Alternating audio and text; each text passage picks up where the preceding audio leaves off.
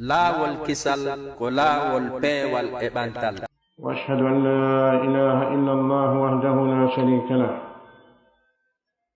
له الملك وله الحمد وهو على كل شيء قدير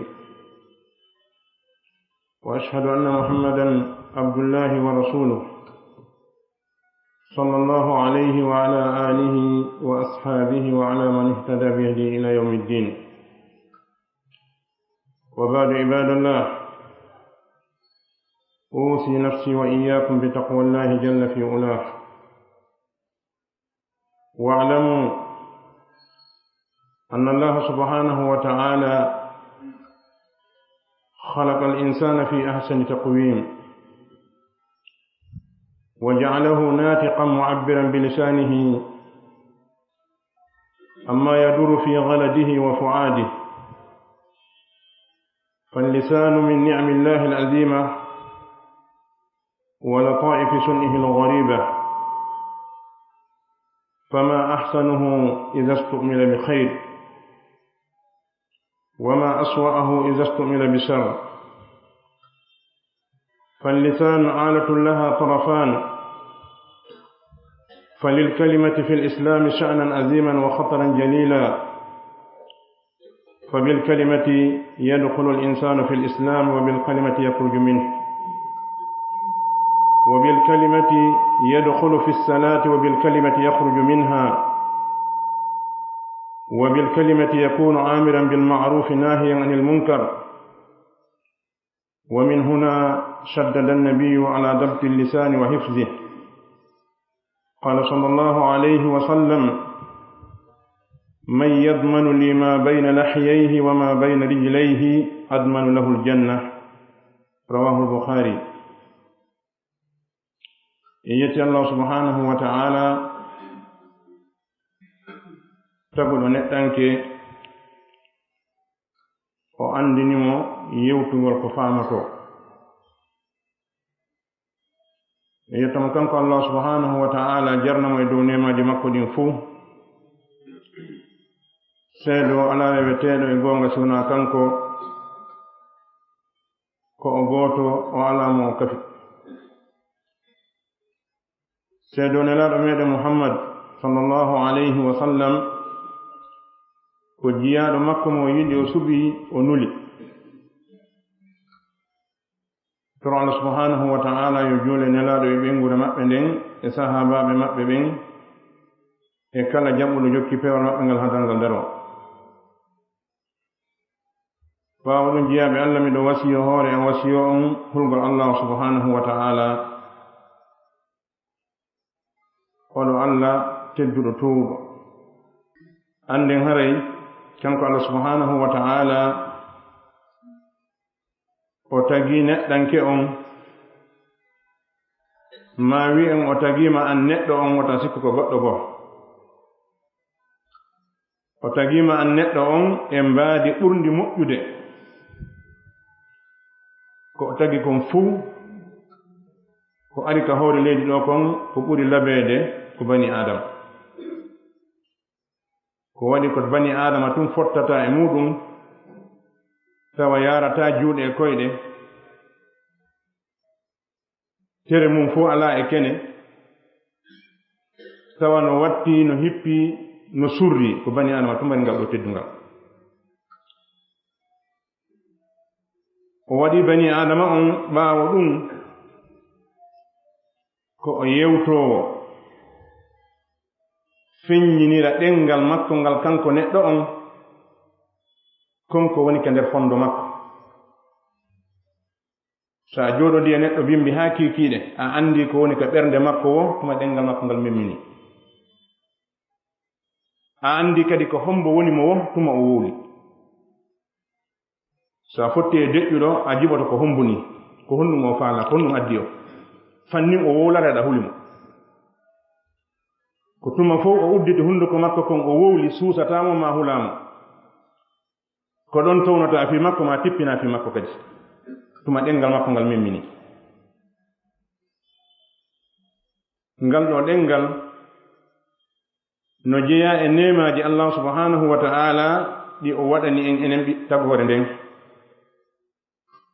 ko waɗi ko ngal ɗo watta haa faamodiren hakkundeji meɗen, ko ngal ɗo addi haa sertuɗen e mummunteji ɗi. Ngal ɗo ɗengal no jeya e kuuɗe Allah ɓurɗe hawnaade, wongol nde ɗo huyre nde wowlay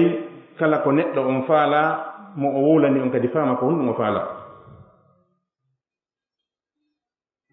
Nde ɗo huyre no moƴƴi so tawi nde gollirama ko moƴƴi, kono hinde boni so tawi nde gollirama ko boni. Ɗengal ko aala, ko miran jogiiɗo belɗe ɗiɗi, a hettiray ka moƴƴiri ɗon, a hettiray ka boniri ɗon. Ka diina islam, diina kan accitiraali ko wiyete konngol kon ni tun, bal islam no holli e wondema konngol no jogii fiyaake mawɗo ka nder islam, wono tawiri noon kadi no jogii masibo hulɓiniiɗo. Adi kon tawo nafoore konngol ngol ko honɗum, neɗɗo wonataa julɗo si wonaa konngol ngol, ko konngol ngol waɗa e ma julɗo. Si a juuli, a zakki, a hoori, a hajji, a udditaali hunnduko maa ko wiiɗa la ilaha illallah tawa na a mbobojo, ɗum ɗon nafataama hay pus. Si a wowli ko wowletee kon fuu, a wowli ɗenɗe ɗin fuu, languiji ɗin fuu, a wi'aali la ilaha illallah a wontaa julɗo. Idan ko konngol ko ngol watta neɗɗo on julɗo. Ko wona noon kadi ko konngol yaltinta neɗɗo ka diina ittamo nder ton fiw, ko konngol neɗɗo naatirta e julde makko nden. Neɗɗo mo tawi na bobojo, so a ariya to ni juuɗe maɗen waɗi ni, a fanki bu, a wolale hay pus, haɗa a fuɗɗaaki julde taw, so darke ɗon haa kikeɗa fuɗɗaaki julde. Fannin a udditaali hunnduko maa ko wiiɗa konngol wi'etengol Allahu akbar ngol, haɗa a fuɗɗaaki julde. Idan ko konngol ngol naatirte ka nder julde, ko ngol konngol kadi yaltirta ka nder julde maɗa. So a juuli haa a gayni a yimmi kana ngilawol ma a haɓa ni, a wi'aani ngol konngol wi'etengol assalamu aleykum, haɗa a yaltaali ka julde maɗa, a bonnunde. Idan ngol ɗo konngol ko ngol neɗɗo o wonirta yamiroowo ko moƴƴi haɗa ko boni, ko sabu himmugol konngol ngol waɗi nelaaɗo sallallahu alayhi wa sallam ɓe sattini fii jogitagol ngal ɗengal reenangal. ɓe maaki kamɓe nelaaɗo sallallahu alayhi wa sallam man yadmanu li ma bayna lahyayhi wa ma bayna rijlayhi admanu lahu aljanna. Ko hombo e moɗon ƴettantan mi garanti o reenay ko woni hakkunde bagga kenkeje makko ɗen ɗiɗi kon e ko woni hakkunde koyɗe makko ɗen ɗiɗi kon, mi ƴettana mo garanti o nata aljanna. ndaare nelaaɗo sallallahu alayhi wa sallam ko ɓayhi ɓe anndi naa ɗum ɗo tunnaade watta goɗɗo julɗo, kono si a waawi ko ɓuri mettude fii kon, haɗa ko weli fii kon itti e sikke. So a waawi ko ɓuri mettude fii kon, hare no annda ko weli fii kon a waawi. ɗum waɗi nelaaɗo sallallahu alayhi wa sallam maaki si julde neɗɗo moƴƴi yawmal qiyama, hare golleji ɗi fof moƴƴi, sabu ko julde ɓuri mette golleji ɗi. Sen ƴetti ɓurɗo marde dowle e leydi men ndin ɗo fuu, o yahii nokku goo piyama ko wiyete ko lagine fof piyama, fii hon ɗum o mema len en fof, kono ma dama o piyi ɓurɗo dowle on kamen ɗo, o piyen en heddiɓɓen. Idan si neɗɗo waawi reenude hunnduko mum kon, o waawi reenude awra makko on, haray o waawi reenude piiji heddiɗɗi. ɗo nelaaɗo sallallahu alayhi wa sallam ɓe raɓɓinini ɗo ɓe maaki man yadmanu li ma bayna lahyayhi wa ma bayna rijlayhi admanu lahu aljanna. Hombo reenan tan mi ɗengal mum ngal hara o wowlaali ko wowlataaki, o reena awra makko on hara o naɓaali mo ka dagaaki, min kadi mi ƴettana mo garanti o naata aljanna. ibadallah, istimalu lisani fi lkhayr alamatu liman wa dalilu ltawfiq, wa dalilu ltawfiq wassaada. qala taala la khayra fi kasirin min najwahum إلا من أمر بصدقة أو معروف أو إصلاح بين الناس ومن يفعل ذلك ابتغاء مرضات الله فسوف نؤتيه أجرا عظيما جاب الله رأي أندن ngal dengal waawugol neɗɗo dengal makko ngal o gollitira ngal ko moƴƴi kon tun hara goltirangal o bone ɗum ɗo ko alamande neɗɗo on ko gomɗinɗo tawa ko alamande neɗɗo on ko hawrindinaɗo sawaba ko alamande neɗɗo on ko malaɗo waawugol dengal mungal hara ngal wawolta sina ko moƴƴi ɗum ɗo ko alamande ɗiɗo piiji subhanahu wa ta'ala o wi moƴƴere ala e ko ɗuuɗi e ko yimɓe ɓen sownodirta kon sina taw cewdiɗin ko gongole ɗiɗo tati illa man amara bi sadaqatin noddugol goɗɗo sownodiron sena ɗa subhanahu wa ta'ala e moƴƴere ala ko ɓuri heewde mum kon fayda 90 e nder temedere ko sownodirte kon ari yiiden ɗo 90 e nder temedere muɗum moƴƴere ala e muɗum sina taw cewndi ɗin ko gongel e ɗi nodda goɗɗo a siɗɗo men kaarijo de haali makko on fewno ko fewno ɗon ɓitti haray ndaren sen wawa wallitade mo ma ndaren ko wallitomo oɗo ko cewndi moƴƴini Allah wi ɗiɗo cewndi no moƴƴi illa man amara bi sadaqa al amru bi sadaqa la yakunu illa bil lisan yamirgol ittugol sadaka wonata sinaka ɗengal ma ɗum on ti yamira ko moƴƴi nodda goɗɗo sera ɗa ko tawata kon no fanɗi ha leydi meɗen ɗo wona noddoɓe wona noddoteɓɓe nangowo jungo goɗɗo sera ɗa da waɗa hunde kaari nde moƴƴi a accu ɗuɗa ɗin condi leydi moƴƴi no ɓuri ko yahata wowloya on tigon to aybinamo bonnamo inde nden heɓa bakkatu nangu jungo makko ngon pottoɗon sera to sownoɗama ko wonɗa wadde ɗo moƴƴa hayso o waɗali o wonatako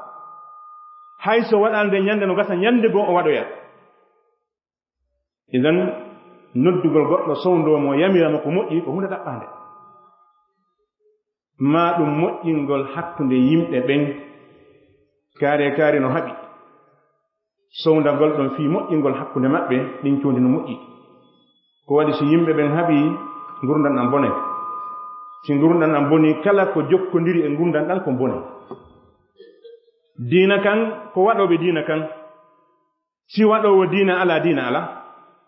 sa a yahi e nokku ka julɗo ala a yata islam a yata jullirde a yata julde a yata korka a yata zakka a yata hajju a yata hus ko tuma yiiɗa julɗo yiyata ɗin ɗon idan si yimɓe waɗoɓe ɗum ɓe hakkude mo moƴƴali moƴƴata ɗum waɗi islam sen ndaari piiji ɓuri heewde ɓe islam haɗi kon ko fii tawde ɗi bonne hakkunde yimɓe ɓen islam jaɓa bonnugol hakkunde yimɓe ɓen subhanahu wa ta'ala wi ilayhi yas'adu al-kalimu at-tayyibu wal amalu salihu yarfa'uhu kaka makko kanko Allah woni ko ƴawata konngol moƴƴol ngol e golle moƴƴe ɗen o ɓeyda ɗum konngol moƴƴol no jeeya e mum at-tasbih wat-tahlil wat-takbir wat-tahmid wal-hawlaqa was-salatu ala an-nabi sallallahu alayhi wa sallam wal-istighfar no jeeya e konnguɗi moƴƴi ɗin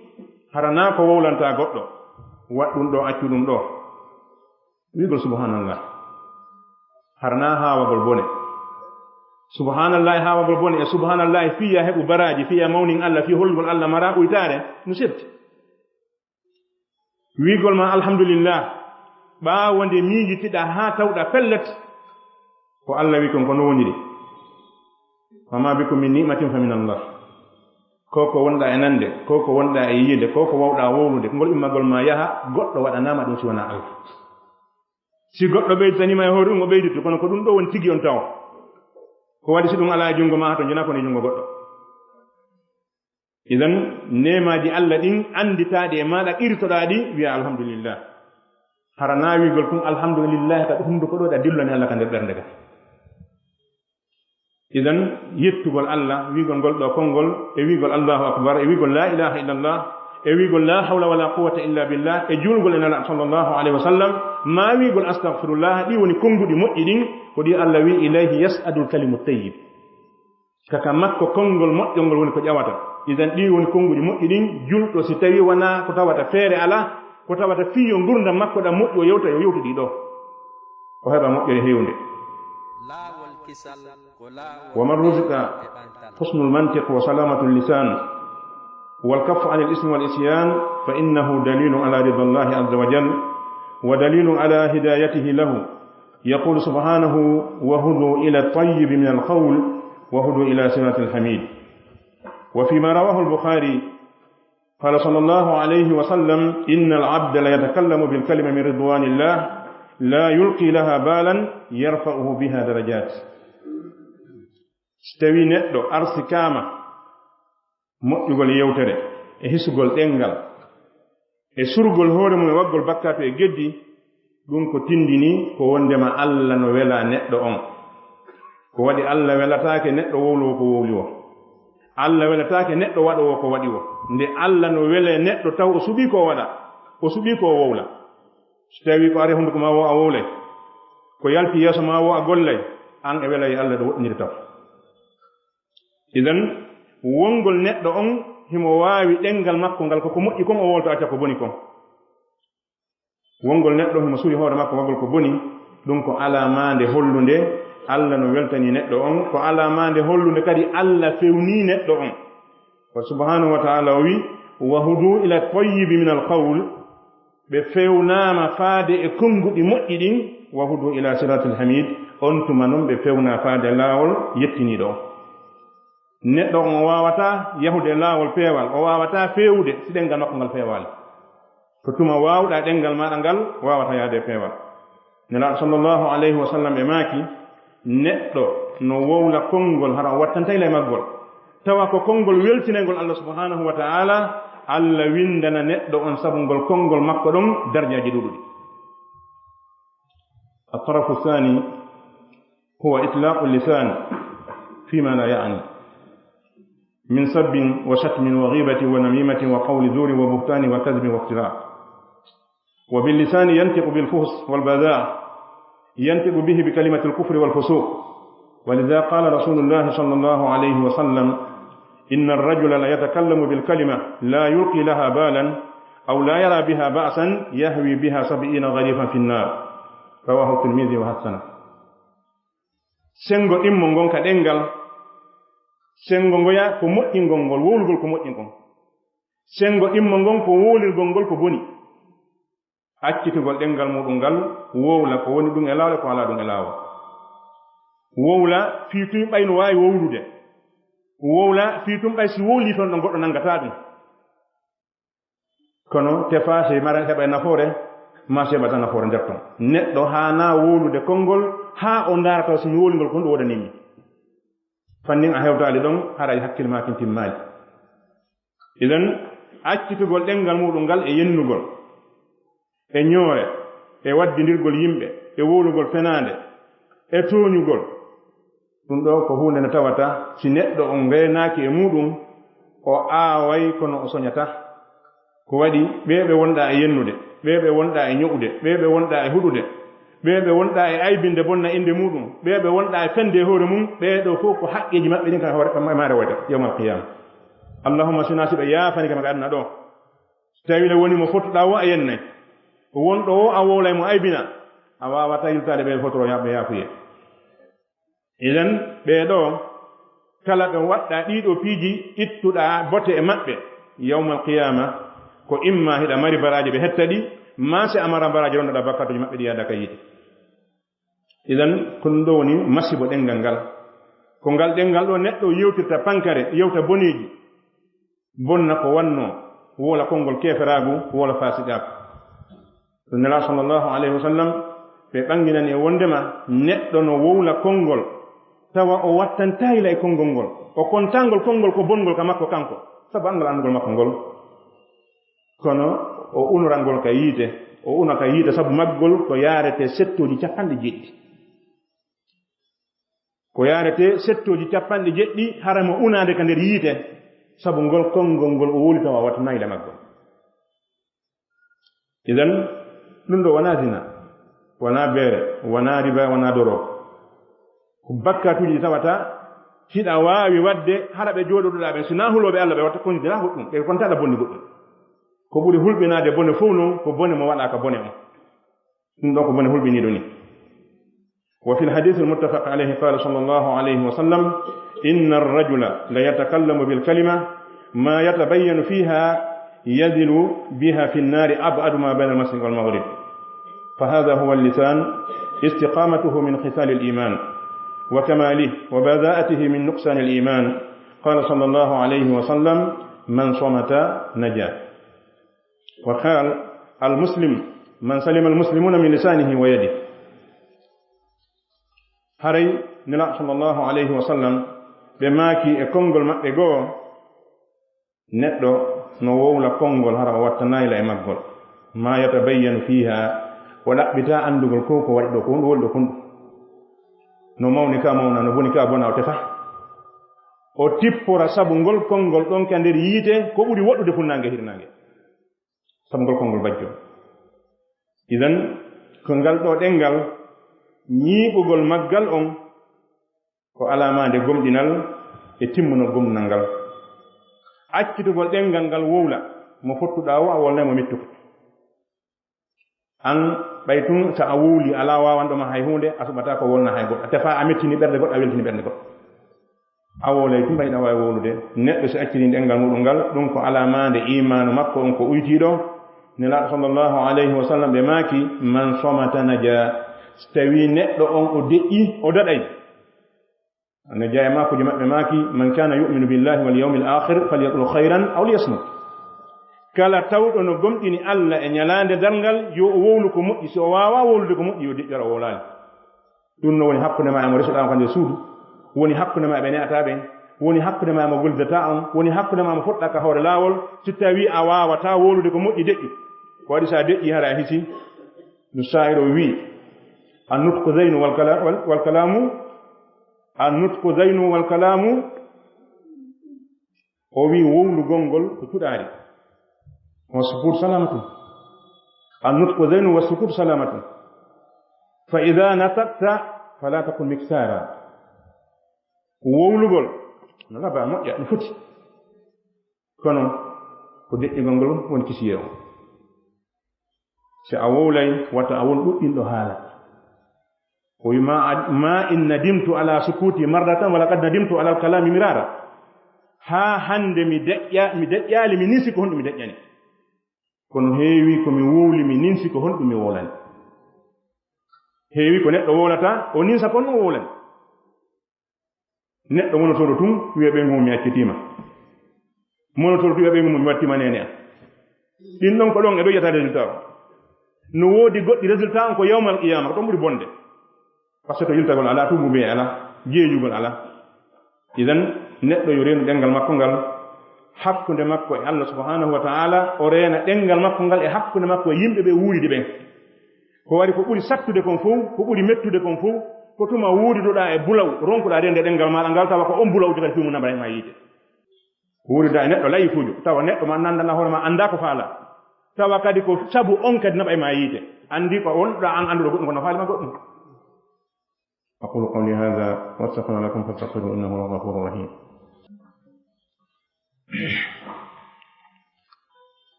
الحمد لله رب العالمين الحمد لله القائل في محكم تنزيله وقل لعبادي يقول التي هي أحسن فإن الشيطان ينزغ بينهم إن الشيطان كان للإنسان عدوا مبينا أشهد أن لا إله إلا الله وحده لا شريك له وأشهد أن محمدا عبده ورسوله عباد الله وبهذا اللسان تجلب المودة وتدفع الضغينة وباللسان تعمر الأوطان وتغرب الديار ولذلك قيل من ملك لسانه وملك زمامه فرض على الآخرين احترامه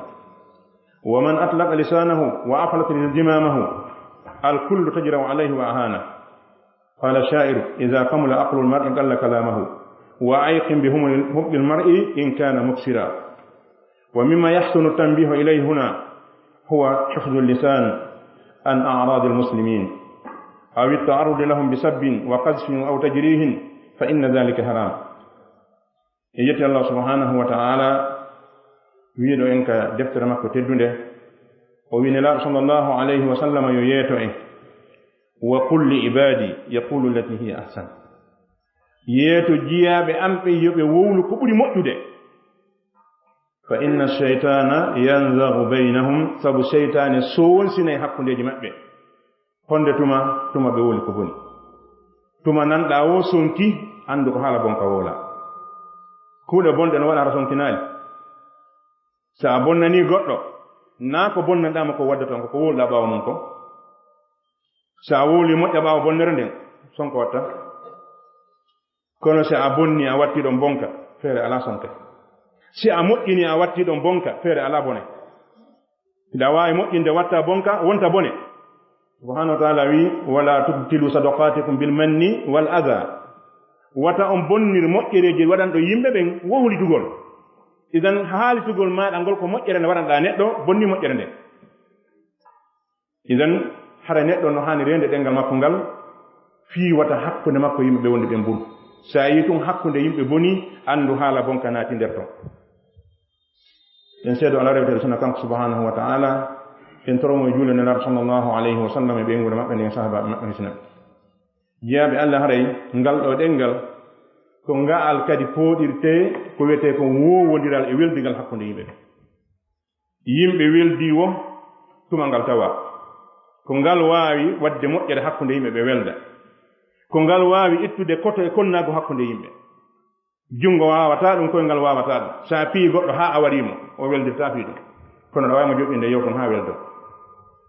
neɗɗo mo haɓuɗa a piyatama haa weldo. a okkortama bay o jaɓata iɗon haɓi. ko ɗengal ngal tum waawi jindude yaha ara haa hakkunde mo moƴƴa ko bonno kon fof iwa. idan ko ɗengal ngal pooɗata wowondiral hakkundeji yimɓe. ko ngal ɗengal kadi ittata koto e konnaago. ko ngaal kadi waawata wadde nokku wo mo yimɓe woni mum wo nokku yo woni nokku wuurituɗo. ko ngal kadi watta haa galleji lance walla dandu en. ko ngal watta haa pilasiji sunne ko ngollata yimɓe warinira raɗo doga ko ngal ɗengal. gere finkaari no hulɓini kono gere ɗengal ɓuri hulɓinaade. ko waɗi bondere mum nde no ɗuuɗi. masibo ɗengal no ɓuri masibo ɗin fof ko hulɓinaade. idan ko ɗum waɗi ɓe wi'i mo waawi ɗengal muɗum ngal o jogike lagabal ɗengal makko ngal haray woni farilla e hoore yimɓe heddiɓen teddingol mo. kono mo acciti ɗengal muɗum ngal o acciti lagamal ɗengal makko ngal hande kadi mo kala suusay mo. sa a fotti e paygi layi fu wiɗa a yennima a makko ba e kaftane ma on ko hulay ma ko ha yennama ka. si a fotti e makko an e puutohumma a wiyalmo bonka fus a wolanima moƴƴa ko koto wiyama ma wiyama baaɓe. kono si a wowlimo bonka wota wattande temedere hoore ɗo hande kadi hulatama. idan teddungal maɗa ngal ko konngol ma moƴƴol ngol sa wowli bonka tum haɗa a jaasi hande kadi mo kala suusa jaasingol ma haala ma bonka ka waɗi. idan waɗa ɓe wi si hakkil neɗɗo timmi haala makko kam kanko. ida kamala aqlul mar'i alla kalamahu wa ayɗin bi humqil mar'i in kana muksira. ɓen andi hay ka haala men ko wiyeten si goɗɗo ɗuuɗi haala ko mo wulira wa feetuɗo. jaka mo ɗuɗɗini haala haray ko ɗum hokki hakkil ala ka hoore. ɗuuɗugol haalangol pandi no jeeya e ko holli uytade hakkil. sa fotte goɗɗo ɗo no wowla ina ko feeɗɗo ni goy kono wiɗama ko feeɗɗo ko ɗuuɗi haala ko. idan neɗɗo julɗo yo wowlu o innakata wowlu kono yo wowlu ko moƴƴi wata o wowlu ko boni. no jeeya e ko haani ko moƴƴi andintingol ɗon andintingol e wondema neɗɗo julɗo on no haani reenude ɗengal makko ngal e teddule julɓe ɓe. rento e wowlugol julɗo aybinamo bonna mo inde waɗa haa hoolinoɗo mo hutomo waɗa haa yiɗunoɗo mo añamo ɗum ko hunde bonde noon sa waɗi ɗon haɗa yiɗi probléme. idan reenu ɗengal maɗa ngal e teddungal julɓe ɓen. reeno e weeɓitangol julɓe ɓen yennugol e hoynugol e ittugol bote maɓɓe sabo taɓe aybina ko tabata kon hande ka meɗen ɗo mo jindi ɗo yahay haa so wattina lila o ina lagina mara neɗɗo moƴƴo sabu kunduɗe ɗen no woodi wowlayɓe haa ɓe holla tigi tigi o moƴƴo ala e ndiɗo fiw. so tawi yehi haa hewti ɗon ko hunde hulɓininde noon allah dandu wonde leydi mara neɗɗo moƴƴo. neɗɗo no falja shaytan torompa bani adama o bani adama hayso ko hombade o yaltinina do ka aljanna o addimo ka yaasi wana wondo ka yaasi gan o ronkata ko si areni ki Allah wallima to wana jore wana gandal ko wadi gandal maada ngal ko marda gandal wo shaytan kaka andirda don yuronayma siko jawdi marda ko don yuronayma siko gandal marda ko don yuronayma siko dole marda ko don yuronayma shaytan yuranta ma kamara ka holorda don ko don nuddirayma ko torompe ma fi idan o ara e holle ma bayda mari dole ya tuñu ala hawto ma on bahulda setan kan ko moy idan himo waawi bani adam wosinamo Allah dan neddo juldo on yo reenu dengal makko ngal e boneji din fu tentini bone ko wete kon aybingol julbe be woni sonnaajo woni duhido woni mawdo woni paykun reenu dengal mangal e dum wata taw ko hunduko ma bonnata inde neddo haybe hawkam reenu hunduko ma ko si o bonni wana fa hasbu gonno so moƴƴini wana yobata baraji makko ɗi ko wodam ma si julɗo falji ko taw Allah yalla fewnumo ko waɗi an kadi ñande waɗa faljude si tawi ngaynako a wi kum bono nangi woyo jokku yaha ha ñande goɗɗi lanna ka kula taw ñande arto dammal ala ton ka yaata يقول ابن القيم رحمه الله ومن الأجب أن الإنسان يهون عليه التحفظ والاهتراز من أكل الحرام والظلم والزنا والسرقة وشرب الغمر ومن النذر المحرم وغير ذلك ويصعب عليه التحفظ من حركات لسانه حتى ترى الرجل يسار إليه بالدين والزهد والعبادة وهو يتكلم بالكلمات مما يسخط الله لا يلقي لها بالا ينزل بالكلمة الواحدة منها أبعد ما بين المشرق والمغرب. ابن القيم رحمه الله وي وندما نجيا eko ɓuri hawnade kon nde yi'ata neɗɗo tawa no newanimo reenagol rento e piiji harmuɗi hare mo wawi rentade ñamgol ko harmi o ñamata ko harmi fu o toñata goɗɗo o watta zina o yarta beere o darata ko harmi ɗi fu mo wawi rentade majji kono harano sattanimo reenugol dillande ɗengal makko ngal hara subugol ko waɗano sattanimo tawa yiɗa fof no newanimo accugol o wi ɗum ɗo no jeeya ko hawni o wi haa yi'a neɗɗo tawa fof no sappomo kayni ko mbonu kaari on wakkili dina ɓe no keldi kono tawa e hoore ko sappete ko wiye ko julɗo makko baajo ko o watade nde ɗengal makko ngal o wi ɗum ɗo no jeeya pijji hawniɗi o wi ɗum no waɗa haa neɗɗo o wowla konngol gootol ngol tawata wattantayila ngol wona sabu o naata ka yiite ko ɓuri woɗɗo funnange hirnange e hoore makko mbayagal makko ngal fof ko annda kon ka kene nela sallallahu alayhi wa sallam o addi misal gotal oɗo neɗɗo moƴƴo wonnoɗo wakkiliɗo dewal Allah subhanahu wa ta'ala mo yeddata Allah naaka kongude makko naaka kuuɗe kono himo mari musidɗo makko gooto mo ajumum ala e peewal juulata horata janngata hajumum ala peewal tas o noddi o yaamiri o waaji ha o ronko e jaɓaali ha ñande goo o wi muudi on metti wallahi la yaghfiru llahu li fulan قال الله سبحانه وتعالى ما الذي يتعلى علي ألا أغفر لفلان فقد غفرت له وأهبطت عمله o waaji siɗɗo makko bonɗo on ha o ronkita e jaɓaali o ñande goo yimi wondi Allah kaari Allah yafantako mo ba ono boni ngol konngol ɗo siga ɗi konnguɗi ko masiboji konngol ngol tikkini Allah subhanahu wa ta'ala wi ko hombo woni e wondude e hoore an mi yafata ko kaari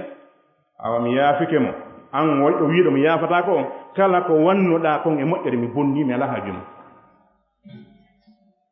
konngol bacco sa renaaki moƴƴere ma nde julɗo yagal ma ngal ko ɓe ɓe feewa ko ɓe bonnanema ɗum fuu har ka hunduko ma ɗo yeewi idan neɗɗo julɗo on yo reeni hunduko makko kon so reeni hunduko makko on hisen so tawi a reenaali hunduko ma kon ko an tigi woni e daraade saaka moƴƴereeji maɗa ɗin sa reenaaki wowla ha wowla konnguri keferaago ko waɗi neɗɗo wowlata e hoore Allah fannin a wulda wowlade hoore Allah e jan ñande fof wuluɗa e hoore Allah hara e wi probléme ñande fof wiiɗa a Allah waɗay ko on haalda andi annabi Yunus alayhi salam ko ɗum no probléme makko o innu yimɓe makko ɓen si on jaɓaali ko Allah wi kon ha ñalande kaari Allah adda lette e hoore moɗon Allah no yeetimo lettay bonnuɗo kono ɓe halda ñalande kanko noon taƴi ñalande muskila makko onni mo andi pellet ka aqida makko ka diina makko mo leddi Allah ha maayi tubaali o lettete ɗum ko gonga noon tabi kono kanko o ndaari ɗum o dartaali wonde kanko Allah ɓe haldaali o wi so o waɗaali hunde kadi ha ñalande kaari Allah halkay o ɓe jooɗi allah ko toreteɗo wona yametteɗo ala disondirteɗo ko welduɗo wo wona torono ñalande hewti ɓe kaw awa lette mon ɗe nderali ɓe waɗimo jalnuri ɓe sabotimo o dogi o yalti allah wiyalmo kadi yo yalto o yaha idan ko ɗum wanno ha o yahi okki galana o bugaka ndiyam idan ɗum no wiyama an julɗo on wata a wuwlu e hoore allah waɗe kaari hunde kaari ɗum allah namade hiɗa wawi wiide allah lettay zinoɓɓen kono ta tuggu hondu e kaari jo wiya kaari allah lettaymo hay saɗa andimo zinude ko golle ɗe wolata fimo neɗɗo no wawi tuubude ñande goo ربنا تقبل منا انك انت السميع العليم وتب علينا انك انت التواب الرحيم اللهم ارنا الحق وارزقنا اتباعه وارنا الباطل وارزقنا اجتنابه برحمتك يا الراحمين اللهم حبب الينا الايمان وزينه في قلوبنا وكره الينا الكفر والفسوق والعصيان واجعلنا اللهم من الراشدين اللهم اجعلنا هادين مهتدين غير ضالين ولا مضلين سلما لاوليائك ادوى لاعدائك نحب بحبك من احبك ونعادي بعداوتك من خالفك برحمتك الراحمين اللهم اغفر لنا ولآبائنا وأمهاتنا وذوي أرحامنا اللهم اغفر لنا ولآبائنا وأمهاتنا وذوي أرحامنا برحمتك الراحمين اللهم يا حي يا قيوم يا ذا الجلال والإكرام نسألك اللهم بأسمائك الحسنى وبكلماتك التامة أن تفرج همومنا اللهم فرج همومنا اللهم اشف مرضانا ومرضى المسلمين برحمتك الراحمين اللهم لا تدع لنا في مقامنا هذا ذنبا إلا غفرته ولا هما إلا فرجته ولا مريضا إلا شفيته ولا جاهلا إلا علمته ولا ضالا إلا هديته ولا فقيرا إلا أغنيته ولا حاجة من حوائج الدنيا والآخرة لك فيها رضا ولنا فيها صلاح إلا أعنتنا بقضائها ويسرتها برحمتك يا الراحمين سبحان ربك رب العزة عما يصفون وسلام على المرسلين والحمد لله رب العالمين لا والكسل ولا والبي والإبانتال